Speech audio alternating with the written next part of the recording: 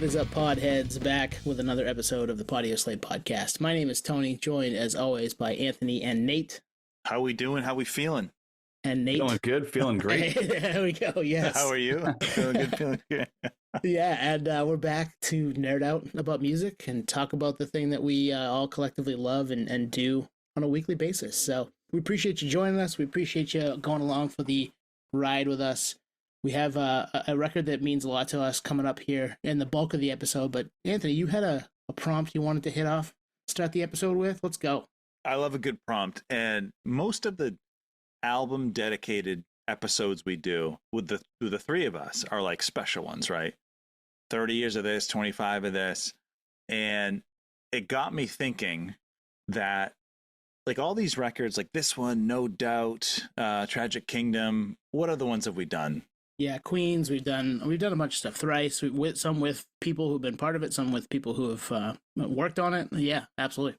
And they're all special because they're formative, right? We have special memories tied to them. It's the first of this, the first of that. You got to see them back in the day, and it got me thinking, like, is it just that, or are they like good, objectively good? You know, in other words, I thought of this tonight. If I heard some of these albums in 2025 for the first time, I don't think they would maybe hold the weight they did back then, but would they even be something I would listen to?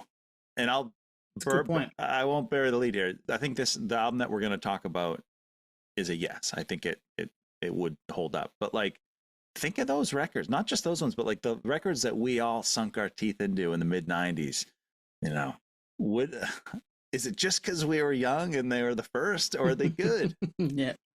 Yeah, valid point. Because was it being stuffed down our throat, you know, in terms of the record label, like, no, this is all that matters is this one thing. So make sure you eat it all up. And we were like, sure, exactly. I'll eat anything you put in front of me. Or was it legitimately 10 out of 10? And also you put in, you know, the way you kind of presented it. Does it have so much emotional connotation where like, no matter what, there's just so much tied to it in terms of our like legacy, personal legacy, that it's undeniable in just the fact that it was just happened to be a soundtrack to like our lives. And obviously we look to our past for the most part in, you know, a very fond memory. So like, yeah, that was the soundtrack to that amazing time, whether it be a party or just being in a car together, like, you know, venting about whatever. Like, this happened to be in the background. So we're lucky and fortunate in that state. But to your point, these records are fucking amazing. So, you know, we're lucky. Yeah, I'm with both of you. I think there's a part of me that I'm always like, do we really want to dive back into this one? Because I'm not sure it's going to hold up the way that I remember it holding up in my head from 1996 to whatever, 2005. And more often than not, we've picked the record that has. Like, we're not dedicating an hour or plus, more than that, to, you know, with all the prep that goes into it and listening to it a bunch. And we're not dedicating all that time to something that isn't going to warrant us talking about it for an hour. But at the same time, there are things that I've been like, oh, that doesn't hit me the way that it did when I was 17 or 15 or 10, when, you know, when this came out. So we're fortunate. I think we did grow up in a time when a lot of really good music was out there, and we kind of soaked it all up like a sponge. Like, it didn't matter the genre. And we got into different genres over the course of our, you know, early adulthood, and it brought us to the point where we're talking about all this stuff now. So pretty cool stuff, I think. Well, what made me think of it is we all got into this album when we were like 10 and 11. You know what I mean? Like, so if it wasn't this album, would it have been something else? You know what I mean? Was it just because it was the first, you know? And it made me think about a lot of this stuff. And same thing with movies. Like, was The Goonies really a good movie? Or was it because it hit me at the time? The answer with that one is it's a fucking amazing movie, and it still holds up at 40 because I've watched it in the last couple of years. But, you know, we start doing these deep dives and you uncover things that are truly timeless, and we'll get into all that. But it got me thinking, and I don't know, maybe maybe once like time goes on and we do more of these, there will be records that I'll just shut down and be like, sorry guys, that one doesn't hold up. I'm not going to dedicate an hour to it. Sorry. Hasn't come up yet. It hasn't happened though. Yeah. I feel like, you know, to your point, like I think we're just super fortunate. I only think about maybe one other time, and this is speaking on my behalf only. This is like my perspective, you know, this may have happened like one or two other times in like the history of music, like maybe in like the early 60s when like Led Zeppelin and the Beatles and all this Pink Floyd, everything was happening like simultaneously, where it's like, wow, like this is cool. Like this is just all this music just happens to be coming out. And like, not that like between then and like when we got into music, call it 95 for like this record in particular, that things weren't happening, but it was very like genre specific, you know, whether it be disco or whatever. So like we were like kind of at that interesting apex where it's like so much had already been done that now like a record like we're talking about tonight is a hybrid of so many of those things that were happening to lead us to this like kind exactly. of delta point, you know, where it's like, wow, we got lucked out. Like we got that duration or that kind of legacy of different formations of the history of music to get to this apex where we can kind of, you know, reap the rewards of everyone that worked so hard to get to this point. So I think you nailed it. Yeah, so we're just fortunate, basically, time wise. Yeah, there was a lot of music that was the lines in the sand, right? That it stayed in that lane, but we were around when a lot of stuff started crossing over those lines and doing all these things that made us like, wow, we got to have this, because rap and rock did go together in spots before 311, before nu metal. But now they're just, that's what they do. And they're throwing a little reggae and dancehall in there too. Why the hell not? It's fucking awesome. And it was before the terms, you know what I mean? So it just could be. It could just live and breathe. It wasn't, record label pimping this. In the 311's case, like they said it, hip hop reggae. I'm in. Let's go, baby. Fucking naysayers, baby. Let's go. Fun little prompt to get us going. What else you got? Let's segue into it. One of you guys call me right now. Call my cell phone. This is riveting for the listener. I'll cut some of the time, but yeah, call me up. Right, usually it's silence your cell phones, but this is an interesting one. No, call me. Call me. Call me, maybe. Ooh, there you go. I'm gonna put you on mute. Yep, there we go. There we go. Yep. Silence then. Yeah. So yeah, that's still my ringtone, and that's part of the reason why this record's getting done tonight, right? We all love this fucking record. All Mixed Up has been my ringtone for like 15 years. Wow, I did not know that actually. Was it your ringtone in '96, or was it your beeper tone? Beeper tone? I didn't have a beeper. Wasn't that beeper. Cool? Yeah, wasn't there yet. If you've had it for that long, that means you had to download it, which is similar to Napster, where you just kind of download it off some random ringtone website, and who knows where your data went. Yeah, somebody probably bought something with my credit card, but yeah, I've been rocking the All Mixed Up as I had Beautiful Disaster for a little while too, but All Mixed Up has been the one for quite some time now. I think, Anthony, since we lived together, which was about 15 years ago. That's a great song. I'm sure we'll get into it. Actually, I just thought of this. I had All Mixed Up lyrics as my senior quote. No way. Wow. You've got to trust your instinct and let go of regret. Yeah, man. So good. Damn, that's so good. Perfect. Yeah. So that, hey, we're not frauds here. We're not new jacks. We've been rocking since this album. I mean, right? Yeah. Yes. Absolutely. Yep. Went backwards after the fact, but yes, absolutely. July 11th, 1995, which is wild. I kind of had to do a double take because we were thinking about what albums we want to do, these retros. This one came up. I'm like, no, didn't that come out in 96? And I keep looking. Nope, 95 on Capricorn, and Ron St. Germain produced it. But we got into it in this era, and I assume Down was the intro. Yeah, for us. Yeah, and it had that fucking wild guitar, like almost like like the chord was, yeah, like the chord was like not plugged in all the way. There was like reverb. I was like, what the hell is this? Yeah, for me it was going to my grandmother's house. We didn't have cable when I was until like 8th grade, so obviously this is pre that. And whenever I would go to my grandmother's house, this is how much of a music nerd I was. I would go upstairs, turn the TV on, and watch MTV because she had cable. And I was like, I can watch music videos. Okay, we can go to grandma's house. Like, no big deal. Like, let's do this. And I remember seeing the Down video and being like, what is this? I need this in my life. And obviously hearing it on the radio, probably that same summer, because WCOI, which is the radio station we all grew up with, alternative radio in Portland, Maine, they turned 30 this year too, the same summer. In July of 95 they started. So they'll turn 30 here a couple of weeks after This record does, and I'm sure they were playing 311 in pretty heavy rotation. So I'm sure I was listening to it in my bedroom too. Did you know they were called 311 in the moment? Or like, hey, yes, bro, the sick band 311 is on. Yeah, I think I did. I think I did know it was 311.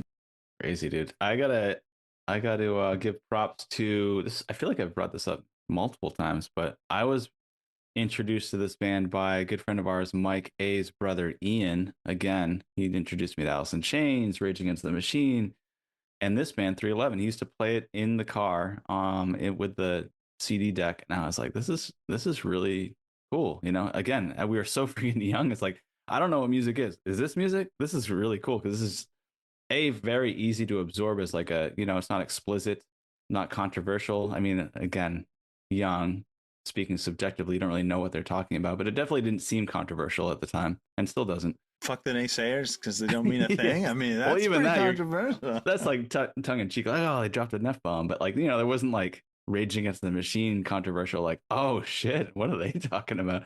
But yeah, that was my introduction, was Mike A's brother Ian just had an amazing taste for music, and this was one of the records.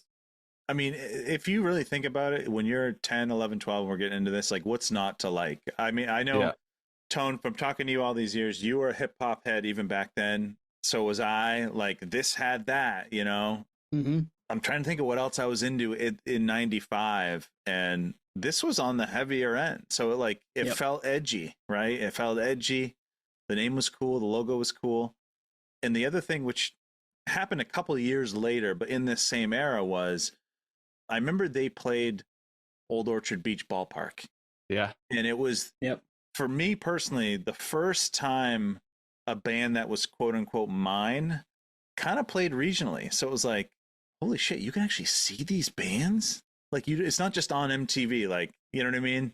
Because up to that point, you're seeing Red Hot Chili Peppers, Under the Bridge, and Nirvana and shit. I never knew those, you could even see those bands. But in that moment, it was like, holy shit, like, that's fucking amazing. At 12. I remember that, dude. And I remember the fact that it wasn't Portland. It was hard enough to get a ride to Portland, let alone Old Orchard Beach.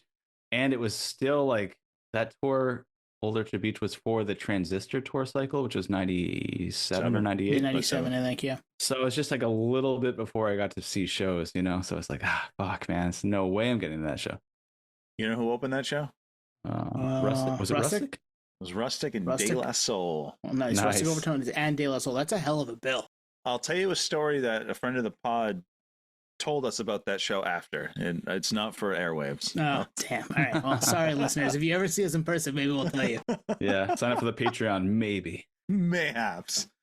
But I don't know. That was a game changer. Like, you see all these videos and shit, and then you find out, it must have been through CYY or something. But our buddy Andy, rest in peace. I know he, in the moment, was big into them, and I think he told me about that show, and it was like, holy shit, Yeah, I remember hearing about that show happening after the fact and being like, man, I wish I was a little bit older. And we always are like, to be grow up in the right time. I know Nate says it a lot. Like, I wish I grew up earlier, but at the same time, we got all this, and then we've seen him a bunch since, and we get to interview Peanut. So it's not like we haven't had our moments with 311.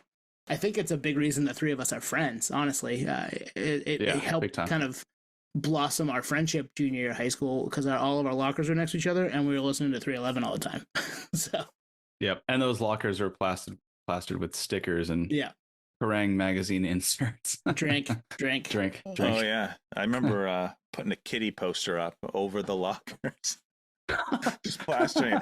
Actually, this made me think. We had Peanut on, but we've never talked about 311 on this podcast. Really? Have we? Not in depth, probably. You're right. Which is wild to me. That surprises me. Yeah.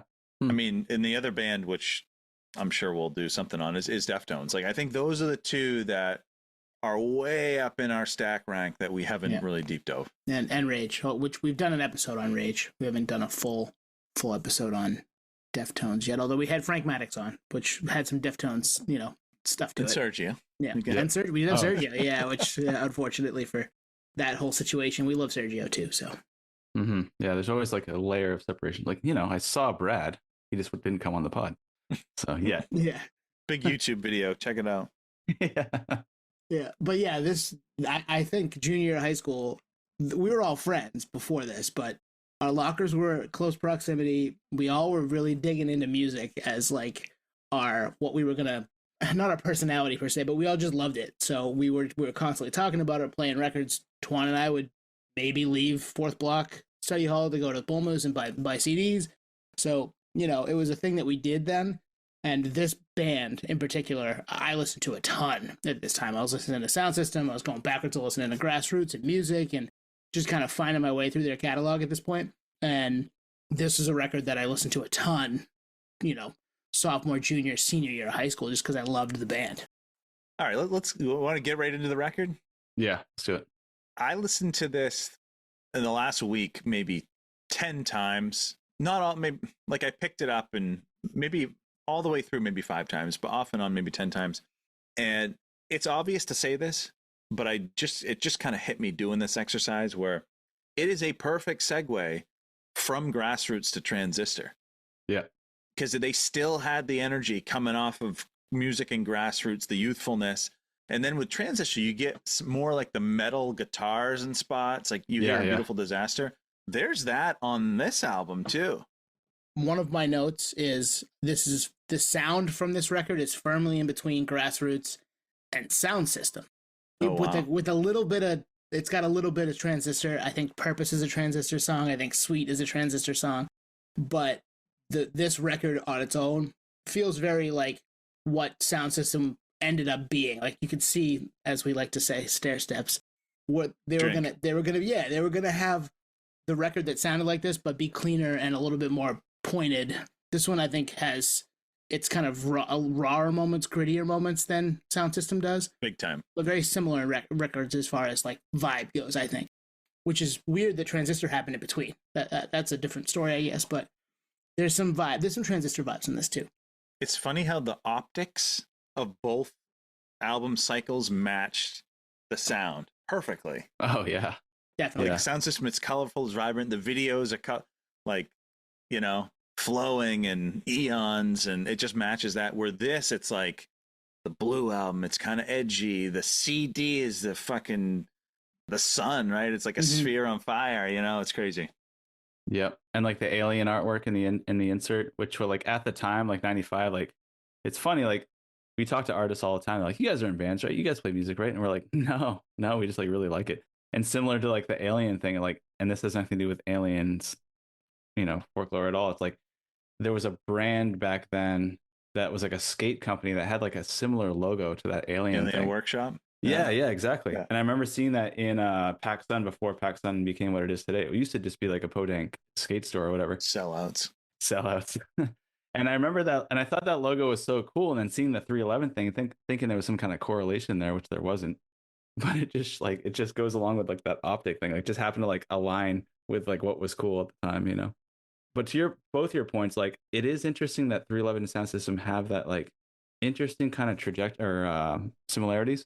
But to your point, Twan, like there is like actually a perfect like, I guess, stair step level to like where it was to where it's going, and it wouldn't have happened any other way. But also, I did like a quadruple check because I was like, did it really come out in 95? This feels like a record that came out in like 98, 99. Yeah. Yeah. That's a similar thing. It's perplexing. Well, I also, on one of my notes, a question for you guys, and I've never lumped them in, and they're obviously they've been around longer than nu metal was a thing, but they certainly have some nu metal tendencies, and this record I think is their most nu metal record. Yeah, exactly. Yep. I know. I never associate them with nu metal, like at all. Like not even adjacently, but like rap, yeah, rock, yeah, DJ, scratches, yeah. It's all right there, and it's in your face. Like, why weren't they? Think about it. Why weren't they? It was the singing. Hexam mostly raps on this. Yeah, it's a good point. That was a huge fucking, head explosion moment. Listening back to this, I'm like, Hexam mostly raps. There's not a lot of Hexam singing. Nope. I mean, he does on, I'm just going through the track, like Don't Stay Home, he does. Yeah. I wonder if it was a region thing. I mean, now that I'm thinking about it, kind of just thinking out loud, but like a lot of the nu metal stuff was regionally based out of Southern California, whereas this band's from Omaha, Nebraska. Not that like some bands in the Midwest didn't lump into that new metal scene, but like 311, we've had Steve from the Urge, like they were kind of like that ska rock kind of like movement, so they didn't get lumped into the new metal, although they were on like Family Values tour and stuff like that, so it's well, I think they're too positive a band, especially in this time frame, to fit the vibe of new metal. New metal didn't have the positivity surrounding them that 311 does, and still does, I think, to this day. So that's probably the reason we didn't think that. But like, they do check a lot of boxes that would fit the new metal category. I thought it was a fun question thought exercise for us. Are they new metal? Like, I don't ever really equate them with that, but they do in spots fit, right? I mean, they'd be the only new metal band with the song title "Guns Are for Pussies," right? Yeah, I love that too. That's so good. What other observations? One of mine was just like, the band was just dripping with swag. Yeah. Just like personalities, which you just think of this way. Like, how many bands in this era did you know the names of every member of the band? They have their own like essay swag for days, even the Alien stuff. Like, they were wholeheartedly them, and it was original. They were not emulating anyone. Think about it. There's no other band that they were emulating. I can't think of any. I can't either. No, I think you're absolutely right. I think they had swag that not a lot of bands, especially in 95, that were not new, but kind of new to the mainstream anyway. People knew who they were. They had a couple records. People were fans. I was a fan. If I had been around in 89, I would have been like, oh, this band's cool. But because they hit MTV and Down was huge and All Mix Up was huge, and they were able to just kind of blow up from that version of things. There's nobody like them, and they had you're right. They had a ton of swagger, and they had a ton of positivity, and they had a ton of originality that I don't think they're just putting together all these different styles of music that nobody was really doing at that time, which is really cool. Yeah, I think that hybrid element is likely the reason it was kind of captivating to multiple audiences. And then you throw in Chad Sexton's drumming, is just captivating. A song like Don't Stay Home, you're like, it's the whole intro is him drumming. You're like, this is fucking cool. The drum clinic just out of the gate. And I think and at the end of the song, the two of him and Peanut go ham. Yeah, exactly. And Twan, you mentioned something in the group text, which is, or no, it was the post you made on the pod today, which is the fucking logo, dude. The logo is yeah, it's still, I'd put it in my top 3 favorite band logos of all time. It's so cool. It's timelessly like just rad, So I think that alone just brings people in, and it brought me in just on that. Obviously the music's good, but that logo is just like, it's a Nike swish, Well, I don't know about you guys. We went to different middle schools, but in this era, at my middle school, I don't know about your middle school, my middle school, a bunch of us would like on our notebooks try to draw like graffiti, right? And we'd mirror after this logo. Like, this was, you know what I mean? Like, It was so cool. It was like a club and a cult, right? Like, even down to the live show, they did the drum solo. It's just like, all this original stuff that a lot of bands just didn't have. And bass solo. Peanut always has a cool bass solo in the middle of the show. Yeah, he can't. And right, they already had like that. The Peanut beat that thing from music, like from a while back. And then they come at you with this record, and it's not a ton different, but it's different, and it's still them, and they're still kind of melding all these things together to put out this pretty amazing product that, love them or hate them, they're still going because fans have always dug them and what they did and what they continue to do, which is really cool. The fact that they've been able to have cruises and play 311 Day every year, and I mean, the legacy of this band is nuts. All right, other observations? The back half of the album, the deep cuts go hard. Yeah, they do. They go hard. I wrote one of my big ones, and just listening to it back to back a couple different times, I wrote that it's a super quotable album. There are like so many random lines from either SA or Nick. Like, I wrote a couple down. I'm going to read and see now if you guys are cool with that. Yeah, let's go, man. Smooth like Reggie Miller in an airport breezeway. Jack Lantern's weather. What does that even mean? So can I tell you something? Yeah. In prep for this, I fact check those lyrics because it's like the Mandela effect or whatever they call it. Yeah. I remembered it and interpreted it as smooth like Reggie Miller in an airport breezeway, right? Same. That's not it. That's what it sounds like. What is it then? What? Damn. Smooth like Reggie Miller in a airborne freeze frame or something. Oh wow! Well, interesting. it feels like Airport Breezeway, and that's what I think it is. And I'm going to continue to sing keeping it Airport that way. Breezeway, and the fact that you and I independently interpret it as Airport Breezeway. Oh man, you're all up in my mix like fucking Betty Crocker. Why are we doing this right now? Oh man, I fucking love that line. damn, that's the realization when you're doing karaoke. You're like, oh, that's what it is. Okay. Yeah, right. Yeah. But yeah, so there's another one. You're all up in my mix like fucking Betty Crocker from The Hive. I'm not from Philly, but some say I'm blunt from Guns Are for Pussies. I love that. Good. Wow. It's a short line too, so it's also blunt, which is perfect. The Brodels, when he says lost a lot in Vegas, plays a lot of Sega. I'm like, I can relate to that. Yeah. Let's go. Especially 95, like Sega was the thing. So those things I've always come back to those where they pop up in songs. I'm always excited about it and sing along. Well, think of it this way. When you're 10, 11, 12, you can relate to that and think that's funny and connect with that. It doesn't need to be a deep, like Purpose goes a little deeper, right? Maybe you can't comprehend that at that age. But this fun shit, I think that adds to why, at least for me, they were my favorite band in 95. Yep. Mm-hmm. Yeah. So good. So good. There's some other ones which there are other ones we won't reread. Yeah. Go find them if you want. Like, not everything holds up 30 years later. It's fine. But this record's still really good. Yeah. Yeah. Brodels into Don't Stay Home, Don't Let Me Down, sweet TMP combo. TMP combo was always like a go-to for me. Yeah. Great album essay closer. comes in right off the jump and it's like, and then Nick going, yeah, we kicking it up a notch. I'm like, here we go. Like, and he's flowing too. Like the dude can rap. You can't not press down on the accelerator. Like it's so much fun. It's a great album closer. It's got so much energy to wrap up the pretty energetic record you've just listened to.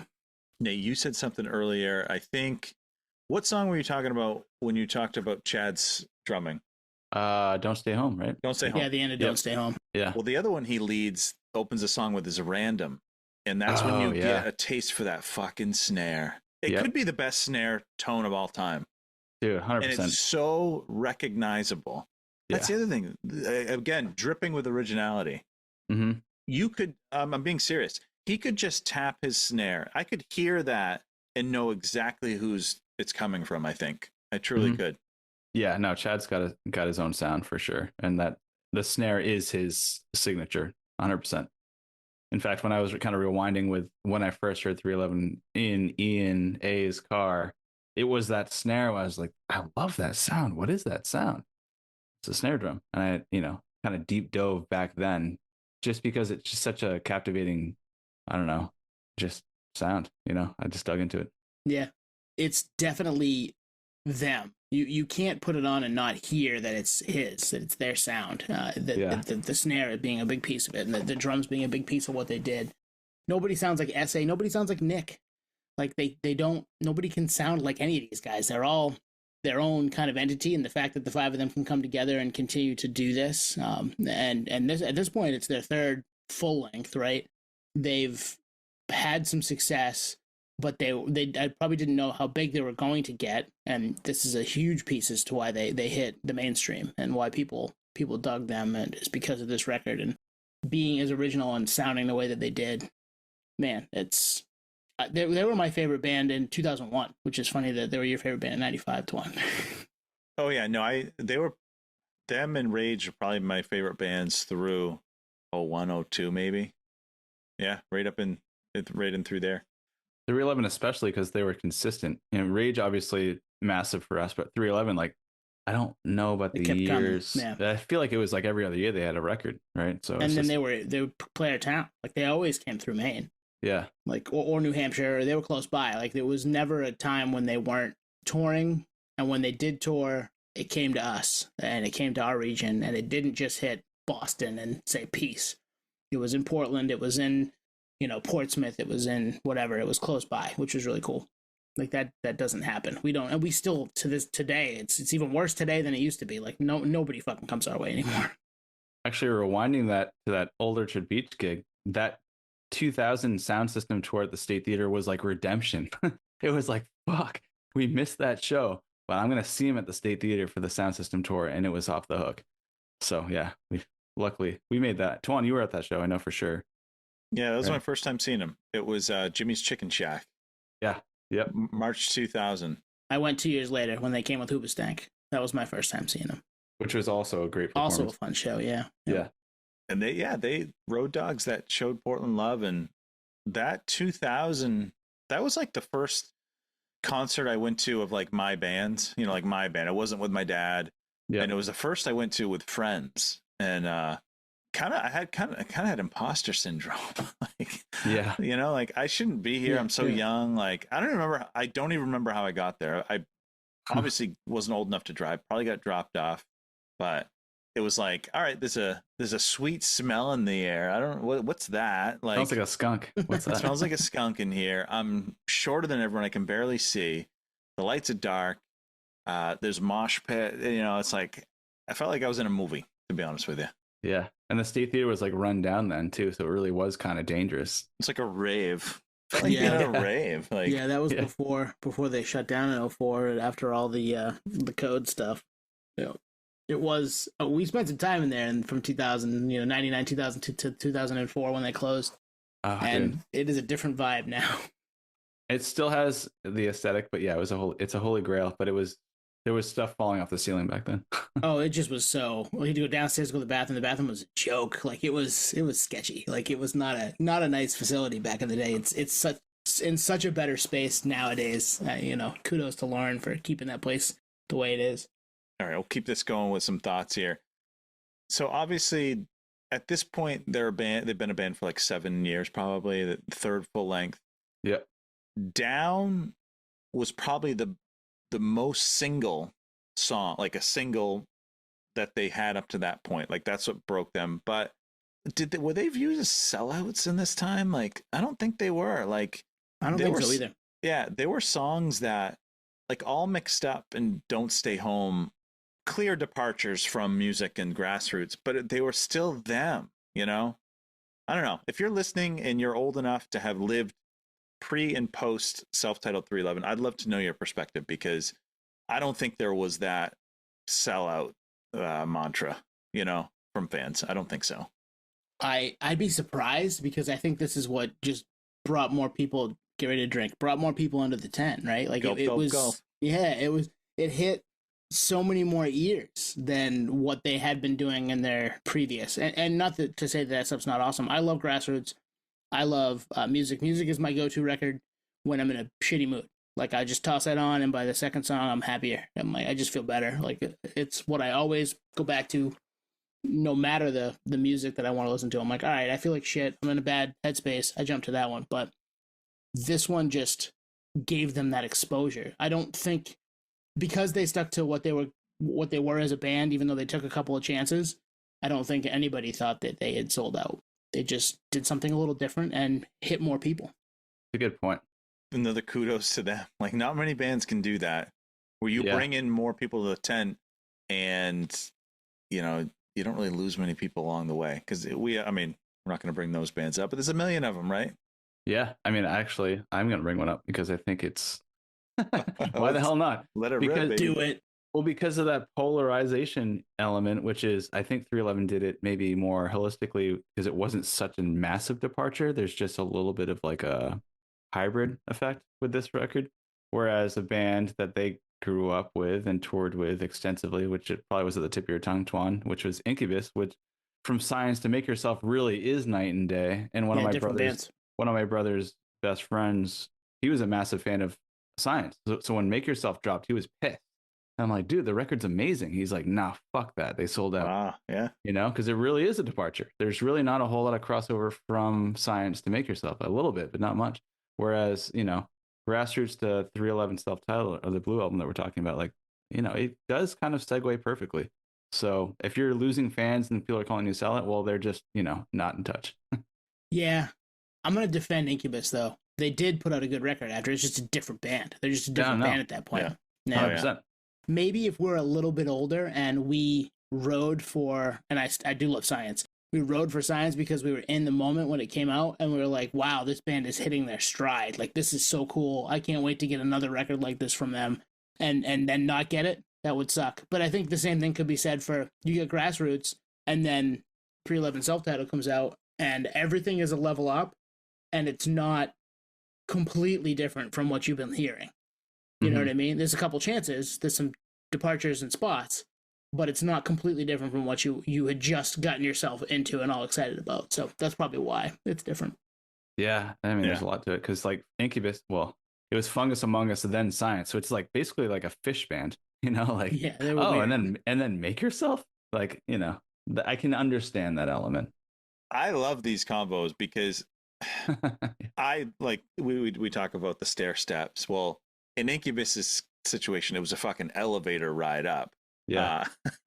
But but the thing with 311 is I don't think they were sellouts. I'm just fascinated that they were able to level up and not get that. And I don't remember them ever getting it. Me either. Maybe with Amber and Love Song, maybe. I don't know, though. Yeah. Maybe, but they were already huge anyway. You know what I mean? Yeah. That's a good point. And the other thing, I forget what other band we brought this up with. Actually, I think we brought it up with Incubus, where these are the same guys. These are 5 same guys that grew up from 20 to 50. Of course, the music's going to change. Yeah. Yeah. And that's why with some of the more recent 311 albums, you maybe get less essay and Nick's not rapping. But hey, they don't need to. They have this full catalog. Why try to recreate it? I wouldn't want to. Yeah. And there are bands, and this one won't come up because we're not going to talk about it, but I sent you guys a song earlier today that was a re-record, and I was like, why? Oh, yeah. Why? Yeah, leave the past in the past. Just don't do it, man. It's not necessary. Like, I understand why. The logistics and the business side of things, I understand. But the song didn't need to be touched. It was fine. Yeah, we'll leave it. Man, this is getting into like a 311 legacy episode, which is awesome. And I think we should do that at some point because there's a lot to pull from. Any other tracks we want to hit before we? Yeah, what other tracks do we all dig? I think Jack-o'-lantern's Weather has this like super like smooth vibe to it, and like the way it comes in, it almost feels like offbeat a little bit, and absolutely. I don't know, like part of me is like, hey, maybe they should have put that near the end, but it kind of fits perfect. Yeah, I agree. If it's where it is, there. I read that they were gonna do a video, but the band was just beat at that point. And they were just like, nah, we don't need to.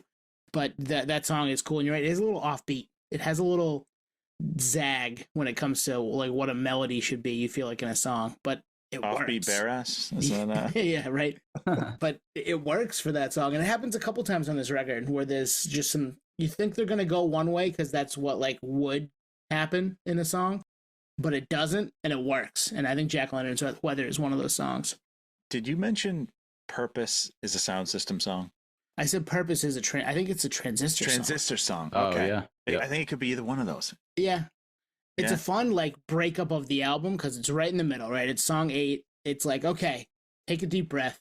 Let them kind of serenade you with, I believe in your purpose, baby. Yeah. And then there's a little bit of heavy in the, chorusy type stuff. But it's very positive and chill, and it's vibey, and you're like taking a deep breath for the second half of the record. I love that where it is. I love the song. I think the song is so good, and I think it probably could have fit on a couple of different records, but it feels like a Transistor song to me.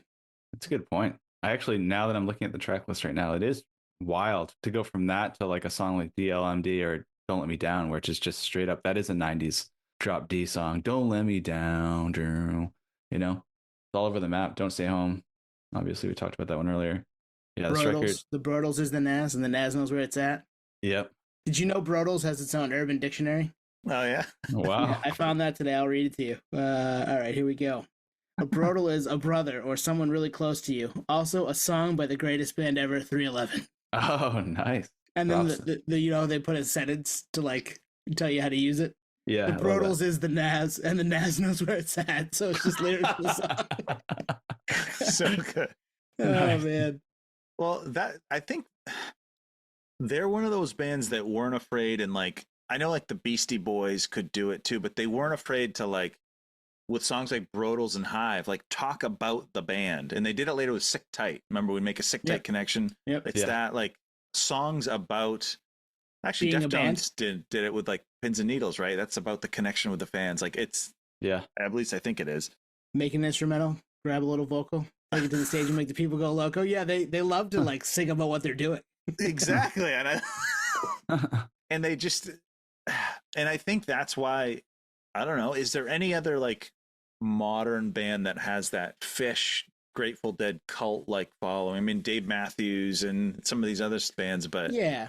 I don't know if anyone's done it since 311 to that level. There right? are bands, but they are jam bands, right? They're not Yeah. they're not what 311 is. Now 311 has some jammy vibes for sure, but they're a rock band, right? And they've got some hip hop elements, they've got some reggae, dancehall, all that stuff. But the other ones that have done that in our kind of world, in our time frame, mostly jam, right? Mostly Yeah. jam. Yeah, I think it's mostly jam. And obviously Pearl Jam has a massive legacy. Speaking of jam, no. Yeah, right. But it's because they're the only one left to that grunge scene going, at least original or mostly original.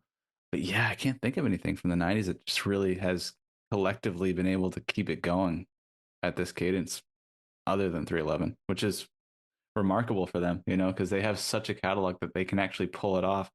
And to brand it on a cruise, they do some pretty substantial licensee deals with like vape cartridges and beer and everything. And it goes back to their logo. I know. Go to the merch store. It is fucking crazy. It's crazy. Dude, I almost bought something off the Spotify thing the other day. It was like a 311 self-titled windbreaker. I was like, that's badass, but it's $100. Yeah, I want it, but I don't need it.